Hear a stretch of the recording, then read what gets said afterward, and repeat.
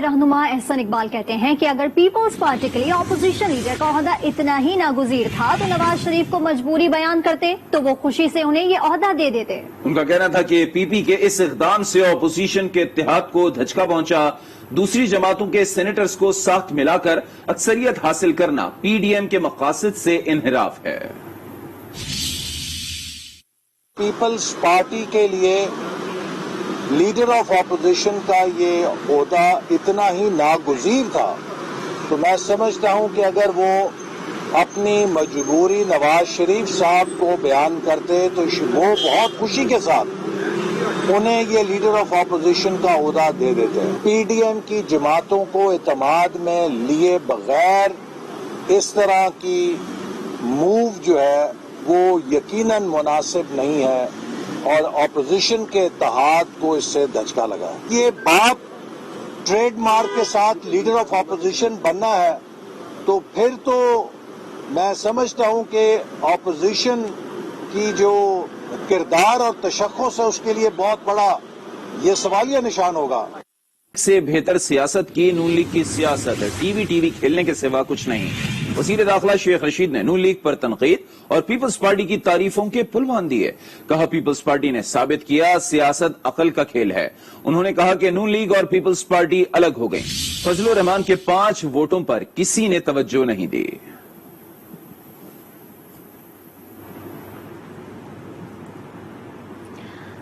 دکھ تو ہو رہا ہوگا باجی، گیلانی کے اپوزیشن لیڈر مقرر ہونے پر معاون خصوصی شہزاد اکبر کا طنز۔ ٹویٹ میں انہوں نے یوسف گیلانی کے اپوزیشن لیڈر مقرر ہونے کا نوٹیفیکیشن شیئر کیا۔ شہزاد اکبر نے مریم نواز کا نام تو نہیں لکھا لیکن کہا کہ دکھ تو ہو رہا ہوگا باجی۔ آپ کو بتائیں کہ دکھ تو ہو رہا ہوگا باجی، گیلانی کے اپوزیشن لیڈر مقرر ہونے پر معاون خصوصی شہزاد اکبر کا طنز بھرا ٹویٹ سامنے آیا ہے۔ ٹویٹ میں انہوں نے یوسف گیلانی کے اپوزیشن لیڈر مقرر ہونے کا نوٹیفیکیشن شیئر کیا۔ شہزاد اکبر نے مریم نواز کا نام تو نہیں لکھا لیکن کہا کہ دکھ تو ہو رہا ہوگا باجی۔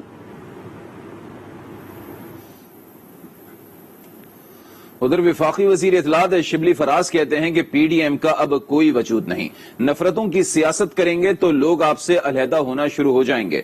نون لیگ نے کسی کو عزت دی اور نہ ہی مشاورت کی۔ پرویز خٹک نے کہا کہ یہ آپس میں لڑتے رہیں گے اور ہم مزے لیتے رہیں گے۔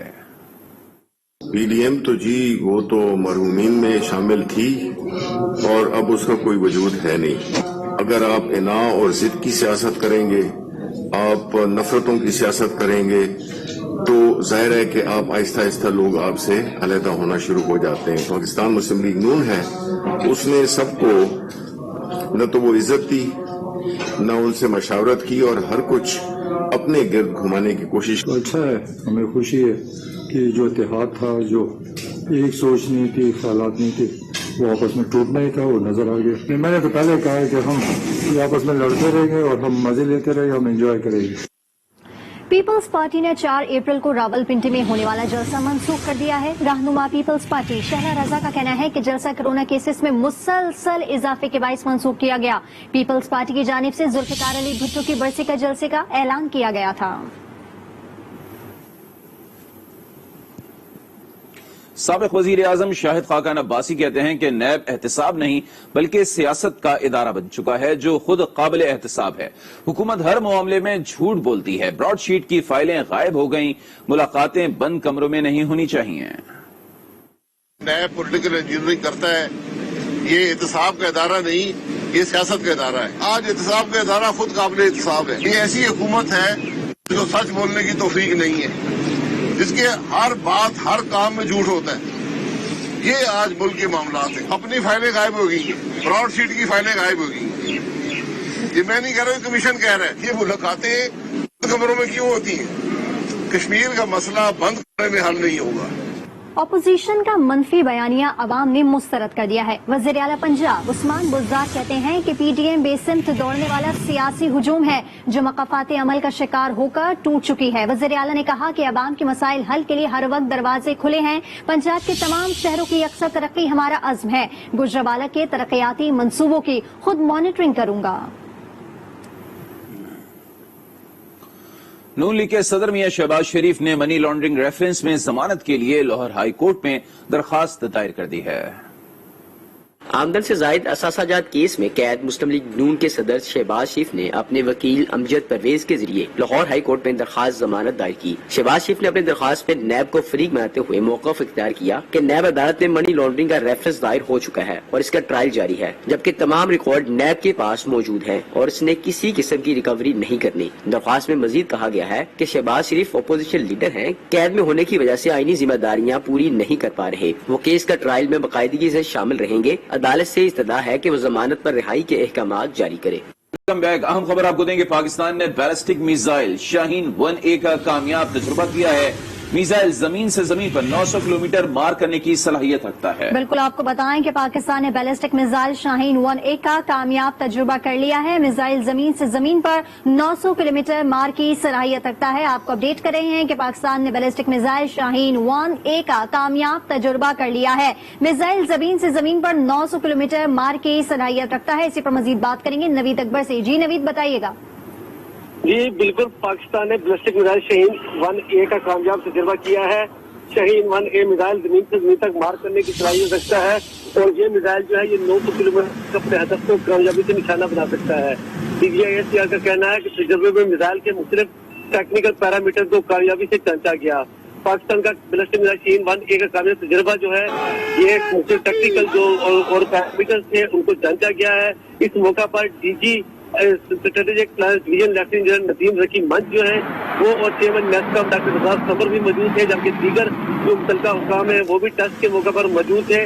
اس کامیاب تجربے پر صدر وزیر اعظم سرفراز شریف نے اب ملک کے سائنسدانوں اور انجینئر کو مبارکباد دی ہے۔ جی ٹھیک ہے، بہت شکریہ نوید اکبر۔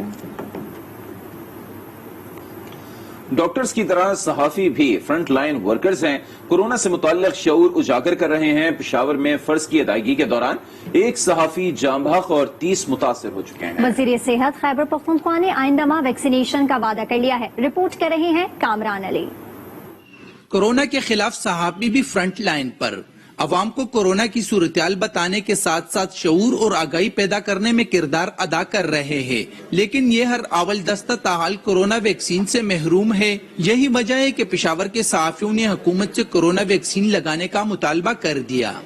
جیسے آپ نے دیکھا پہلے مرحلے میں جو طبی عملہ ہے ان کو دیا گیا، اب سینئر سٹیزنز کو دیا جا رہا ہے کورونا ویکسین۔ تو ہماری بھی امید ہے کیونکہ ہم بھی بیمار ہو سکتے ہیں، ہم بھی انسان ہیں، تو ہمیں بھی چاہیے کہ ہمیں بھی ویکسین دی جائے تاکہ کووڈ جیسی صورتحال میں بچ سکیں۔ میری اپنی جو بیٹ ہے ہیلتھ ہے اور میں ہاسپٹل اور مختلف ایسی جگہوں میں جاتی ہوں جہاں پہ کورونا کے پیشنٹ یا کورونا کے وبا زیادہ ہوتی ہے، لیکن مجھے کام کرنا پڑتا ہے، میرا کام ہی یہی ہے۔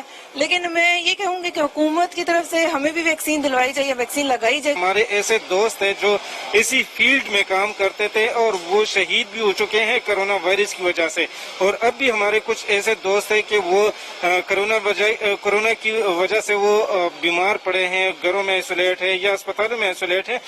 وزیر صحت خیبر پختونخوا تیمور سلیم کا کہنا ہے کہ اگلے فیز میں صحافیوں کو بھی ویکسین لگانے میں ترجیح دی جائے گی۔ جب اپنا اگلا بیچ آئے گا ویکسین کا تو اس میں پرائیورٹی ضرور دی جائے گی، باقی وہ گروپس جو ایکسپوز ہے، اور اس میں انشاءاللہ صحافی بھی آئیں گے۔ پشاور میں کورونا سے ایک صحافی جاں بحق جبکہ 30 سے زائد صحافی کورونا کا شکار ہو چکے ہیں۔ کیمرہ مین عباس علی کے ساتھ کامران علی، آج نیوز پشاور۔